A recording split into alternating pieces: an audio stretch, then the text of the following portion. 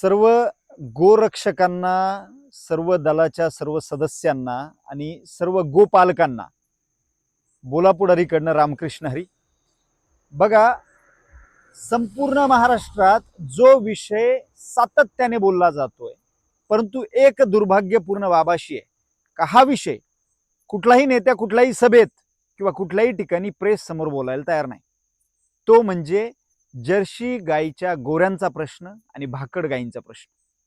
कुणीही बोलायला तयार नाही.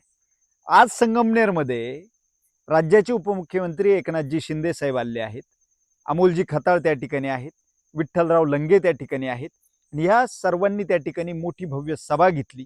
अकोल्याचे आमदार डॉक्टर किरण लहामटे असतील, मुख्यमंत्री देवेंद्र फडणवीस, उपमुख्यमंत्री अजितदादा पवार, ही सगळी मंडळी, हिंदुत्वाच्या बाजूनी चालणारी सगळी मंडळी असेल. नक्कीच गोरक्षण झालं पाहिजे. गावठी गायी आपली गोमाता आहे, तिला बोट लावलेलं किंवा कसायने हात लावलेला आपण कुणीही सहन करू शकत नाही, हे एकदम सत्य आहे. परंतु दुसऱ्या ठिकाणी जिथे कमर्शियल विचार केला पाहिजे, व्यावसायिक दृष्ट्या ज्यावेळी दूध उत्पादक शेतकरी जर्सी गायीचं पालन करतो, परिवारात 2 रुपये येतील हा विचार करतो, राज्यामध्ये रोजचं ज्यावेळी 1.5 कोटी लिटर दूध येत आहे, त्यामध्ये 1 कोटी 10 लाख लिटर हे दूध उत्पादकांकडनं येतं, वरचं 40 लाख लिटर भेसळीचं दूध येत आहे. त्या ठिकाणी तुम्ही गप्पा आहेत. अहिल्यानगर जिल्ह्यामध्ये फक्त 3 लोक एफडीएला आहेत, त्या विषयावर तुम्हाला काही करायचं नाही. पण एका बाजूला दूध उत्पादक शेतकरी आज विनंती करतोय का आमच्या जर्सी गायीच्या गोऱ्यांचं काहीतरी तुम्ही करा, भाकड गायींचा विचार करा. आंदोलनं होत आहे, रोज बोललं जाते. सदाभाऊ खोत परवा दिवशी बोलले, इतर सगळेजण बोलताय, सातत्याने विषय मांडताय, परंतु या विषयावर कुणी बोलत नाही. संगमनेर हे खरं तर एक हॉटस्पॉट आहे. कत्तलखान्यांच्या बाबतीत, इतर गोष्टींच्या बाबतीत सध्या सगळं बंद केलंय, व्यापारही बंद झालाय. खरं तर गायांचे जे खरेदी विक्रीचा व्यापार होता बैलांचा, तोही सध्या थांबला.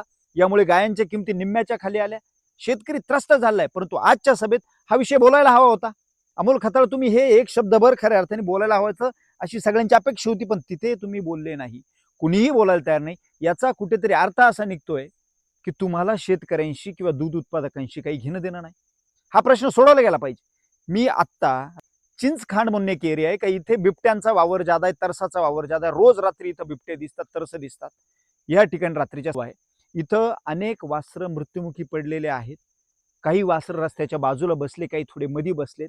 व रस्त्याच्या बाजूला जवळ जे वासरू आहे त्याच्याजवळ जाणार आहे. आता मी मध्ये जास्त आहे जंगलात, तिथे जाण्याची खरं तर हिंमत होत नाही, कारण बिबट्यांचं प्रमाण थोडंसं इथं जास्त आहे. रात्री 8-9लाच इथं बिबटे बाजूला बसलेले आढळतात.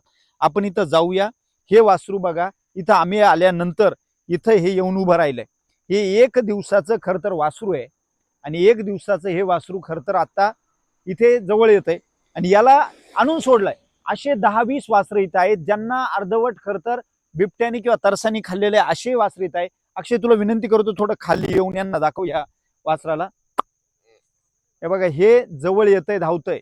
अशा अपेक्षेने येतंय का भाऊ याला कुणीतरी आधार देईल, जवळ घेईल, परंतु भिजून गेलंय पावसात. आणि अशा परिस्थितीमध्ये जर या वासरांचा काही जीव आहे की नाही किंवा यांचा कुणी विचार करणार की नाही, हा खरं तर एक अत्यंत मोठा आणि एक भयावह प्रश्न सगळ्यांच्या पुढे निर्माण झालेला आहे. माझी खरं तर अगदी कळकळीची विनंती, बघा, याच्यावर विचार झाला पाहिजे, याच्याबाबत काहीतरी निर्णय झाला पाहिजे. या अशा पद्धतीने जर आपण खरं तर शासन चालवणार असेल किंवा शेतकऱ्यांचा विचार करणार नसेल. आता बैलपोळ्याचं तुम्हाला दाखवलं की बोला पुढारीच्या माध्यमातून बैलपोळा साजरा केला. जर्सी गोऱ्यांना सांभाळण्याचं काम खरं तर आम्ही करतोय. आता 3-4 गोरे आहेत, यालाही थोड्या वेळात आमचे लोक या ठिकाणावरनं घेऊन जातील. यालाही आम्ही दूध पाजू, सांभाळू. परंतु असे किती गोरे आम्ही सांभाळणार आहे, याचा विचार खरं झाला पाहिजे. आम्हाला वाईट वाटतं ज्यावेळी आम्ही अशा पद्धतीचे लहान गोरे खरं तर बघतो, अशा वेळी प्रचंड वाईट वाटतं, घेऊन जावं लागतं. परंतु याच्यावर निर्णय झाला पाहिजे. इतकंही कठोर राहून चालणार नाही. शेतकऱ्यांना माझी विनंती आहे, जर गोशाळेत सोडता आले तर त्याचा विचार करावा, किंवा याला खरं तर मी म्हणेल की दूध उत्पादकांनी एक काम करावं, यांना आहे ना सगळ्यांनी जमा करून आहे ना तहसील कार्यालयात नेऊन सोडून द्यायचे. तिथे तहसीलदार साहेब याचा निर्णय घेतील. तहसीलला तिथं सोडून द्यावं. त्यानंतर तिथं तालुक्याचे आमदार असतील, तहसीलदार असतील, ते दूध पाजतील किंवा मग चारा घालतील, काय करायचं ते करतील. परंतु याला खरं तर तहसीलला सोडलं पाहिजे असं मला तरी आज वाटायला लागलंय. याच्याशिवाय खरं तर यांचे डोळे उघडणार नाही. एकही जण जर काही कमेंट करायला आणि बोलायलाच तयार नाही, तर हे नक्कीच कुठेच हे योग्य नाही, कुठल्याच तत्वात हे बसणार नाही. आणि हे असं बेगडी जर हिंदुत्व असेल का बाबा जनावरं शेतकरी सोडताय तर ते सोडू द्या, रस्त्यात मरत आहे तर मरू द्या, बिबट्या खातोय तर खाऊ द्या, आणि हे लहान जीवाला जे दुधावर जगणार आहे याला सोडू द्या, हे असं हिंदुत्व काही कामाचं नाही. मग आम्ही फक्त गाड्या अडवणार आणि मग आमचं हिंदुत्व दाखवणार, परंतु ह्या अशा वासरांचा विचार आम्ही करणार नाही, भाकड गायींचा आम्ही विचार करणार नाही आणि जिवंत त्या शेतकऱ्यांचा विचार करणार नाही. असलं बेगडी हिंदुत्व काही कामाचं नाही, याचा विचार खऱ्या अर्थाने शेतकऱ्यांनी केला पाहिजे. तसेच हे जे बजरंग दल आहेत यांनी सुद्धा याच्यावर काम केलं पाहिजे, गोरक्षकांनी याच्यावर विचार केला पाहिजे आणि शासनाला यावर निर्णय घ्यायला भाग पाडलं पाहिजे. गोशाळा उभ्या करा, काही करा, तुम्हाला जे करायचं करा, पण ह्या जनावरांची सोय लावा. ह्या बारीक जीवांचा खरं तर काहीच दोष नाही.